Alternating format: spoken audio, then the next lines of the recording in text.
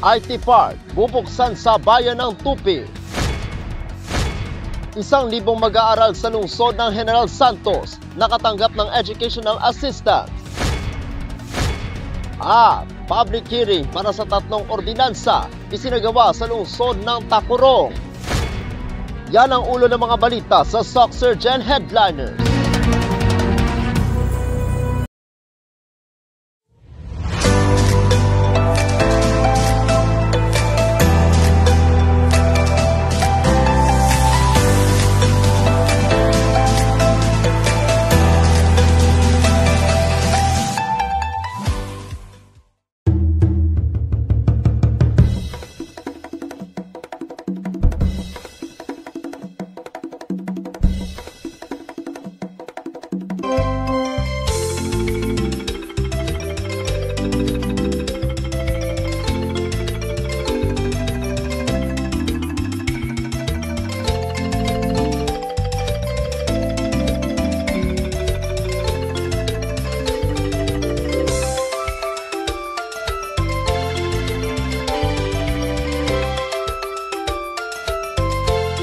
Magandang araw, South Central Mindanao.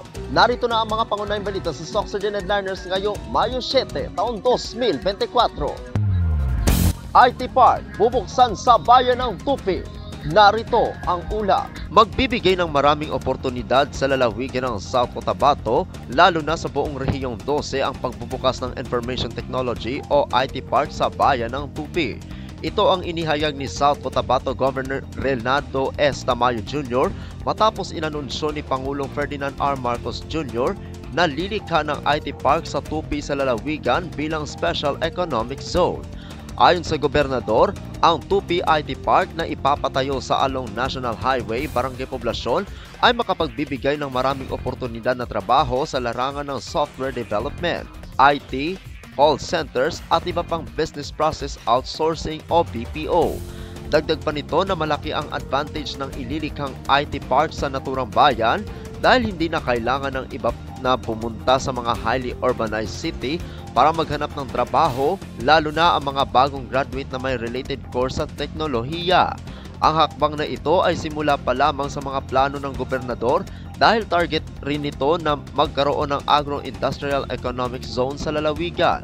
Sa ngayon, hinihintay na lamang ang konstruksyon ng proyekto at asahang magbibigay ito ng positibong epekto hindi lamang sa ekonomiya ng Tupi at lalawigan ng South Cotabato, kundi maging sa buong rehiyong 12. Ang IT Park ay hub o sentro na entitled sa lahat ng benepisyo na ipinagkakaloob sa Special Economic Zones upang gawing ito mas attractive sa foreign investors na nais na magtayo ng kanilang business process outsourcing o BPO offices sa lugar. Ako ang inyong kaibigang Apolinario Valencia para sa Soxurgen Headliners. 1,000 mag-aaral sa lungsod ng General Santos nakatanggap ng educational assistance mula kay Senator Marcos. Narito ang ulat. Mahigit 1,000 graduating students ang nakatanggap ng tig 5,000 piso na educational assistance tungo sa programang DSWD AICS noong ika-4 ng Mayo taong kasalukuyan sa Lagao Gymnasium. Pinangunahan ni Mayor Lorely Geronimo Pacquiao at Senator Amy Marcos ang pamamahagi ng educational assistance sa mga beneficiaries. Sa pakikipagtulungan ni Mayor Pacquiao at Senator Amy Marcos sa Department of Social Welfare and Development o DSWD, 25 milyong piso ang inilaang pondo sa lungsod ng General Santos na nakatakdang ipamahagi sa iba't ibang sektor. Ayon kay Mayor Pacquiao, lubos ang kanyang pasasalamat kay Senator Marcos at DSWD dahil sa walang pagdadalawang isip na pagtulong nila sa mga mamamayan. Ang financial distribution ay magpapatuloy sa mga susunod na araw at naglalayong makatulong sa libu-libong individual sa lungsod. Naroon din sinaligan ng Barangay President Councilor Bobby Pacquiao, Councilor Richard Atendido, MSU Chancellor Osman Aragasi, DSWD CIU Head Lyra D. at City Director Police Colonel Nicomedes Olaivar Jr. Ako ang inyong kaibigang Apolinario Valencia para sa Soxurgen Headliners.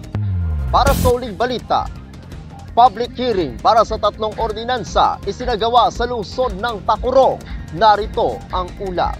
Ngayong araw, ika-7 ng Mayo taong kasalukuyan ang nagsagawa ng public hearing para makakuha pa ng karagdagang pagsasaayos sa ordinansa ang mga kasapi ng ika-9 ng sangguniang panglungsod na ginanap sa Tacurong City Cultural and Sports Center.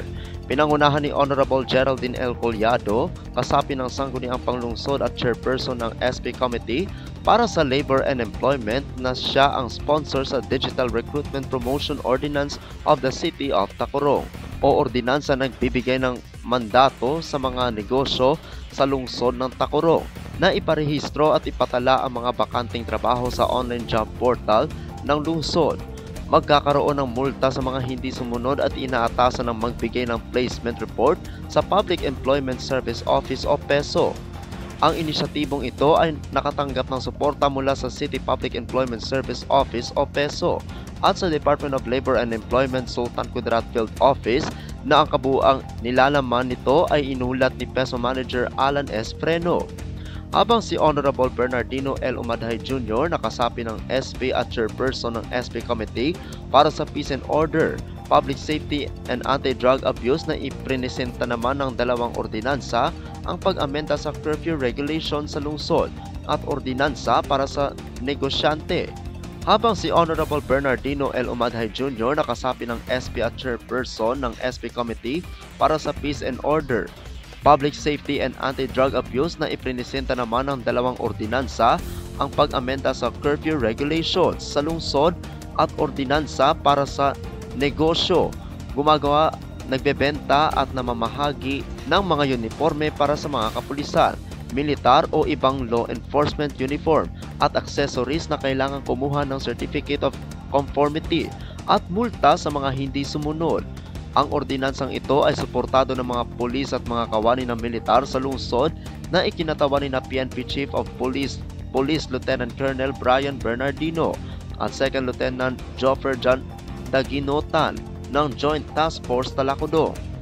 Dumalo sa public hearing ang mga kinatawan ng iba't ibang sektor gaya ng mga tanggapan sa LGU Tacurong, mga negosyante, bangko, non-government organizations, mga pampubliko at pribadong paaralan, barangay at SK chairpersons. Sa nangyaring public forum, ang mga suggestion at katanungan ay sinagot ng mga nagpanukala ng naturang ordinansa at ibinigay sa mga kinauukulan gaya ng kapulisan, militar at PESO. Nagtapos ang public hearing sa pagbibigay ng closing remarks na ibinigay ni Honorable Ralenta Bosares Bernardo. Ako ang inyong kaibigang Apolinario Freddy Valencia para sa Soxurgen Headliners.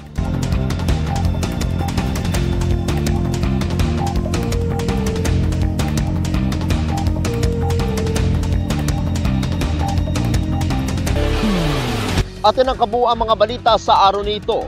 Mga balitang kailangan ninyong malaman, balitang walang kinakampihan, balitang totoo, balitang may dalang aral at inspirasyon. Ito ang Soxurgen Headliners. Hanggang bukas, maraming salamat at magandang araw, kaibigan.